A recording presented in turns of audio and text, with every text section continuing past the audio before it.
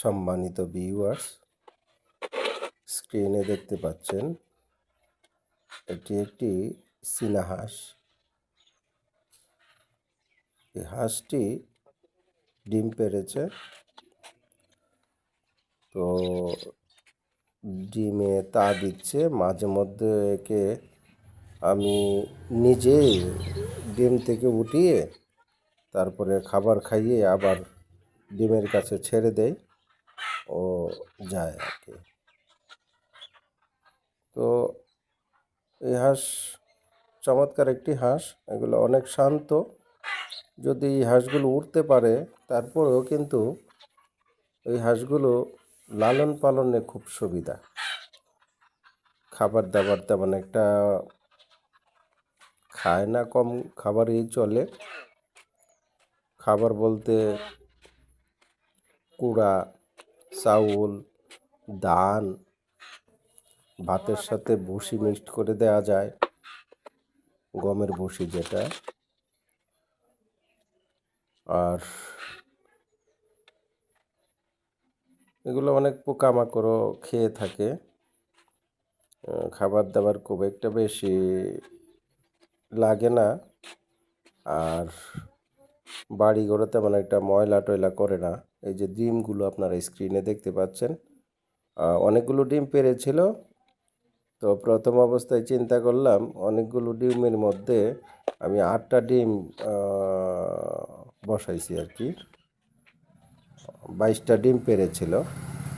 তো প্রথম মানে এটাই আমার ফার্স্ট টাইম। তো পরবর্তীতে যদি বাচ্চা ফোটে, পরীক্ষামূলকভাবে আমি এটা দেখতেছি। পরবর্তীতে আরও বেশি ডিম বসানোর আমার পরিকল্পনা আছে। আপনারা খাঁচায় আরও একটি জিনিস দেখতে পাচ্ছেন, এগুলো ককাটেল পাখি অলরেডি ডিম পেড়েছে, তা দিচ্ছে। আরও একটা পাখি আপনারা দেখছেন, এই যে খাঁচায় একটা পাখি আছে, ওই পাখিটা হচ্ছে কালিম পাখি। যদিও আমরা উন্মুক্ত অবস্থায় এটাকে লালন পালন করি, খাঁচায় রাখি না। কিন্তু ওই পাখিটা একটু ইনজোর্ড হয়েছিল, যে কারণে খাঁচায় আপাতত বন্দি করে রাখছি। কালিম পাখির বাচ্চাও আছে। ওরা অনেকগুলো ডিম পাড়ে, কিন্তু আমার পাখিটা একটু আহত থাকার কারণে ডিম বেশি পারেনি। 4টা ডিম পেড়েছিল, এ অবস্থা থেকে 2টি ডিম ফুটেছে। আপনাদের বলছিলাম যে আসলে এই কালিম পাখিগুলো উন্মুক্ত অবস্থায় লালন পালন করি। আমি শখের বসে একজোড়া পাখি এনেছিলাম। তো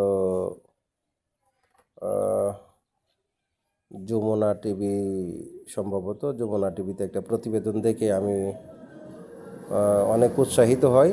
চমৎকার এই পাখি, হাঁস মুরগির সাথে লালন পালন করা যায় এবং খুব পোষ মানে। এই যে দেখতে পাচ্ছেন, আমার বাড়ির পেছনে নদী আছে, নদীতে ওরা হাঁটতেছে, নদীর পাড় দিয়ে কচুরি পানায় যায়, ওইখানে তারা খাবার দাবার খায়, আবার চলে আসে। মানে তারা যত দূরই যাক না কেন, খাবার দাবার খেয়ে তারা ঘরেই চলে আসে, কারণ ঘরকেই তারা নিরাপদ আশ্রয় মনে করে।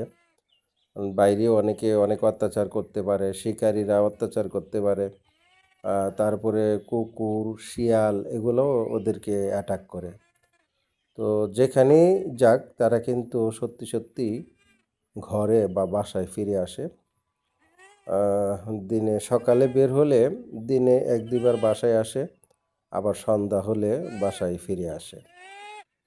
তো চমৎকার এই পাখিটি অনেকেই শখের বশে পালে, এবং এগুলা 8টা 10টা বা 12টা ডিম পাড়ে। ডিম থেকে বাচ্চা ফোটে, তারা সপ্তাহখানেক নিজেরা খাওয়ায়, পরবর্তীতে বাচ্চারাও নিজে নিজে খেতে পারে। এদেরও খাবার দাবার খুব একটা লাগে না। তো এই পাখিটি অবশ্যই মানে খুব শখের বশে অনেকে পালে, এবং পালার জন্য একটা উপযুক্ত পাখি, আমি এই কথাটি বলতে চাচ্ছিলাম। তো এই পাখিটি বন জঙ্গলে মানে আমাদের দেশে একসময় প্রচুর ছিল। তো অবৈধ শিকারীরা এই পাখিগুলোকে নানাভাবে ক্ষতিগ্রস্ত করছে। যদি এগুলা সুষ্ঠুভাবে লালন পালন করা যায় তাহলে হয়তো তার বংশবৃদ্ধি করা যায়। কারণ হাঁস মুরগির মতোই যেহেতু লালন পালন করা যায় এবং উম বাচ্চা ফোটে, এদের প্রাণশক্তিও প্রচুর, অর্থাৎ সহজে রোগবালাই হয় না। তো চমৎকার এই পাখিটি, এ বিষয়ে যদি কারো কোনো পরামর্শ থাকে বা কেউ যদি লালন পালন করতে চান তাহলে যোগাযোগ করতে পারেন।